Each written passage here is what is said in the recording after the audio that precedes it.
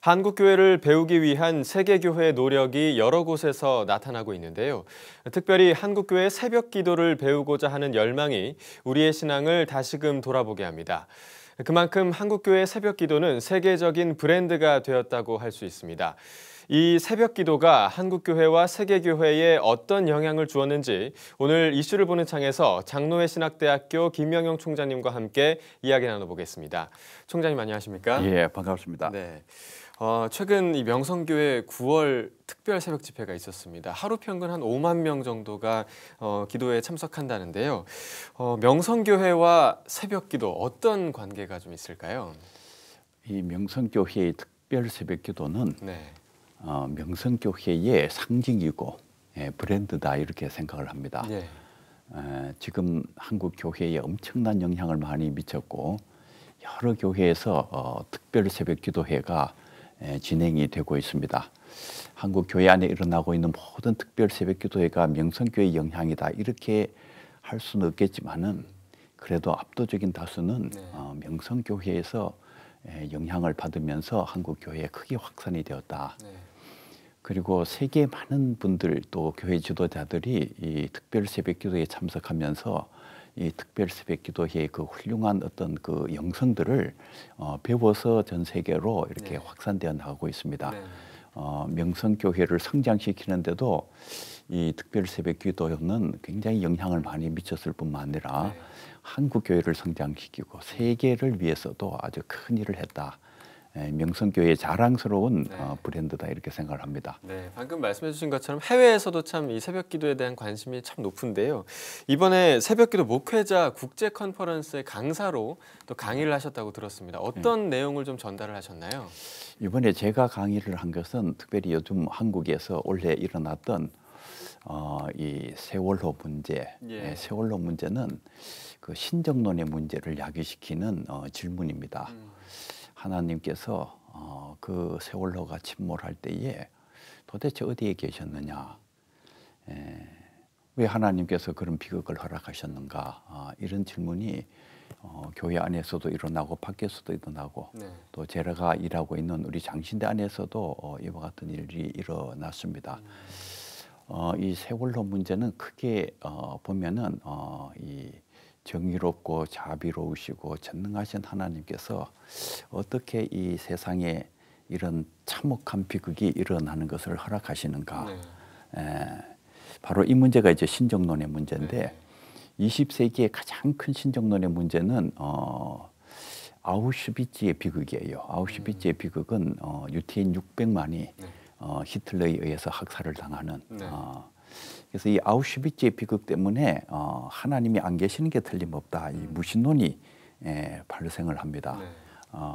하여간 이런 문제들에 대한 신학적인 이제 답을 주려고 하는 그리고 핵심적인 것은 이 세상의 모든 것을 직접적으로 하나님께 연결시키는 것은 그 하나님의 그 통치를 정확하게 보는 것이 아니고 하나님이 전 세계를 이끌어가는 진정한 역사의 주이시지만은 이 역사 안에는 다른 역사의 주체들이 이게 사람도 하나의 역사의 주체고 자연도 하나의 역사의 주체고 또 마귀가 역사하고 있다는 이 마귀가 또 하나의 역사의 주체로 이 세상에서 악을 만들어내요.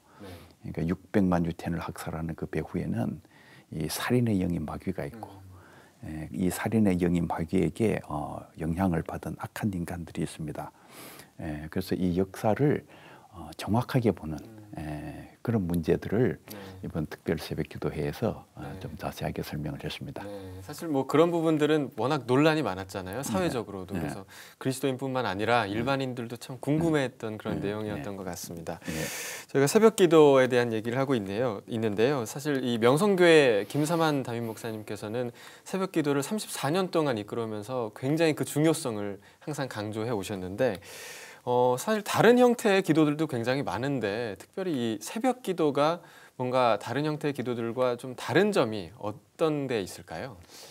김삼환 목사님의 큰 장점은 제가 볼 때에 기도를 강조하시는 그건 김삼환 목사님 목회의 아주 큰 장점이다 이렇게 생각을 합니다. 그것은 아마 김 목사님의 개인적인 확신과도 깊은 관계가 있다.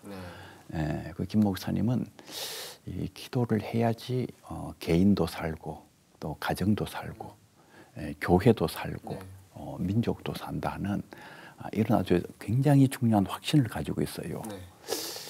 저는 그 굉장히 귀중한 체험이시고 또 교회 발전과 한국 교회 또 세계 교회를 위해서 굉장히 귀중한 가르침이다 이렇게 생각을 합니다. 네. 김 목사님께서 그 가르침을 구체적으로 구현시킬 수 있는 그 장소를 아마 이 새벽기도 또 특별 새벽기도로 정하시고 여기에 아주 목회의 그 열정을 쏟아부으신 것이다.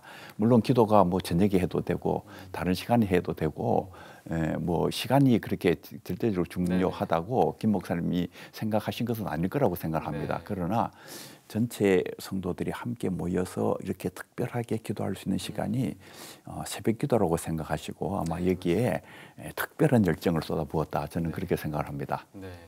사실 뭐 이 그리스도인들이 삶과 신앙이 참 분리돼 있다라는 그런 비판도 많이 받고 있는 게 현실인데요.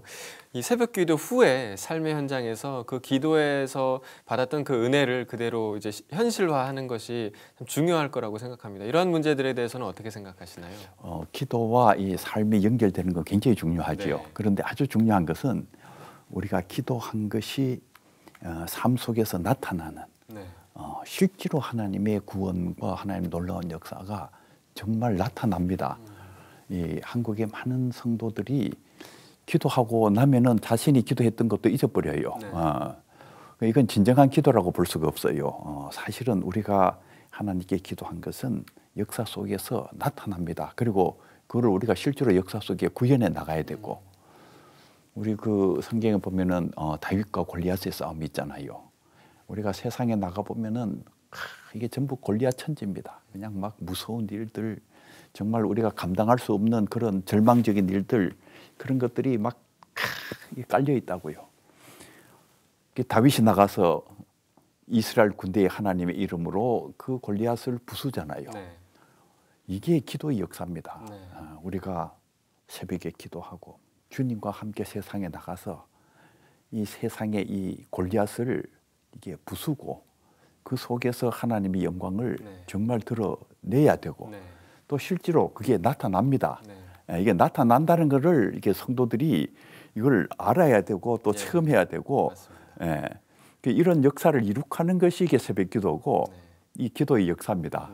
성도들이 이런 그 다윗과 같은 인물 또 엘리야와 같은 인물이 되도록 만드는 게 이게 기도예요.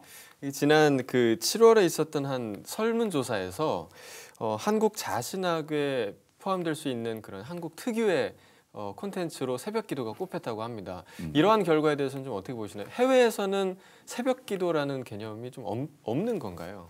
그렇죠. 다른 나라엔 새벽기도의 해가 없고 우리나라의 독특한 또 우리나라의 자신학이다. 우리나라 자생적인 어떤 신학적인 특징이다. 그것도 아주 맞다고 생각하고 이미 세계 신학자들이 상당히 현재 인정을 하고 있습니다. 그래서 이게 우리 한국이 아주 독특한 신학인데 저는 이 기도의 신학, 새벽 기도를 포함한 이 기도의 신학이 우리 한국 교회가 가지고 있는 위대한 점이다 이렇게 생각합니다. 그래서 이제 제가 이제 올해부터 온 신학이라는 걸 발전시키고 있는데 이 온 신학이라는 것은 온 세상을 위한 온전한 신학이라는 뜻이에요. 이 온전한 신학의 그 중심에 이 기도의 신학이 들어있다. 이 기도의 신학. 이 기도의 신학을 제대로 가르쳐야지 이게 교회가 살고 이 세상이 살 수 있는 이 한국의 신학은 이 기도가 중심이 된 신학. 이 신학이 발전을 해야지 이게 정말 아시아 교회도 살리고 세계 교회도 살릴 수 있는 그런 결과가 올 것이다 이렇게 생각합니다.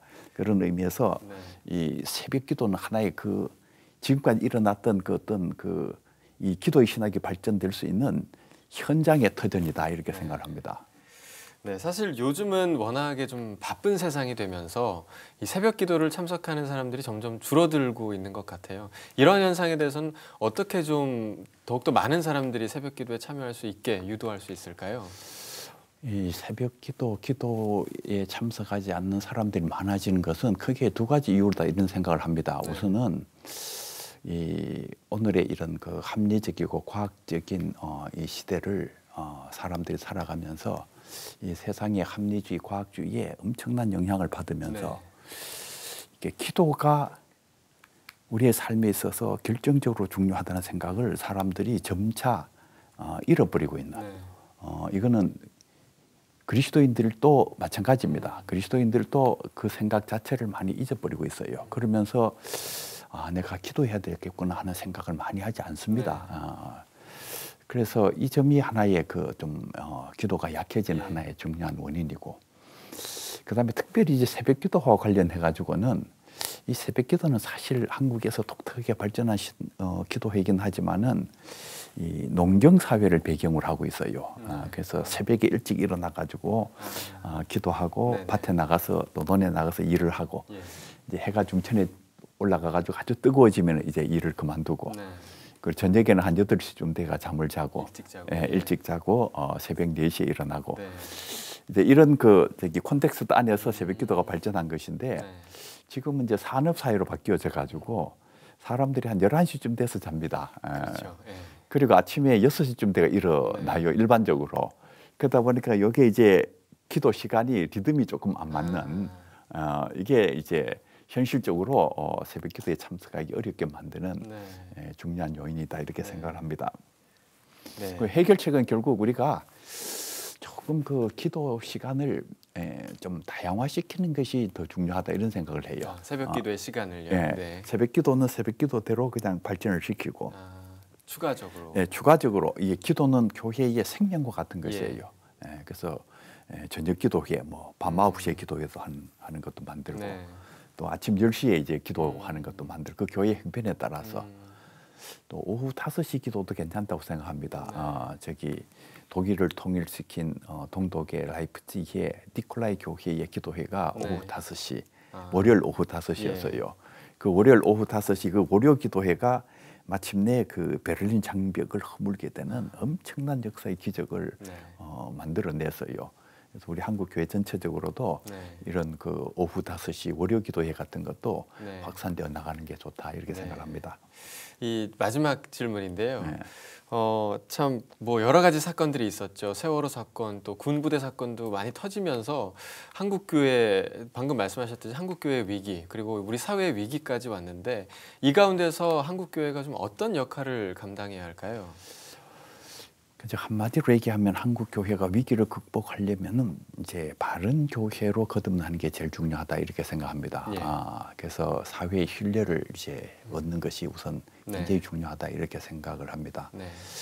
온전한 교회 운동을 전개해야 되겠다. 이 온전한 교회 운동은 그 잘못된 것들은 좀 고치고, 이 사람이 잘못된 것이 있으면 이건 고치고, 이쪽에 잘못된 것이 있으면 고쳐가지고 좀 이렇게 교회가 온전성으로 나아가는. 그리고 좀 우리가 내부적으로는 깊이 토론하고 해가지고 잘못을 고치기 위해 가지고 노력을 하더라도 전체가 좀 화합을 하면서 하나가 되고 이렇게 온전함으로 이렇게 추구해 나가는 이런 쪽으로 한국 교회가 좀 갔으면 더 좋지 않을까 이런 생각이 많이 들어요. 과거에도 그랬듯이 이 기도를 발판 삼아서 다시 일어나는, 또 우리 사회를 다시 일으키는 그런 온전한 교회들이 많이 세워지길 기대해 보겠습니다. 총장님 오늘 함께해 주셔서 감사합니다. 고맙습니다.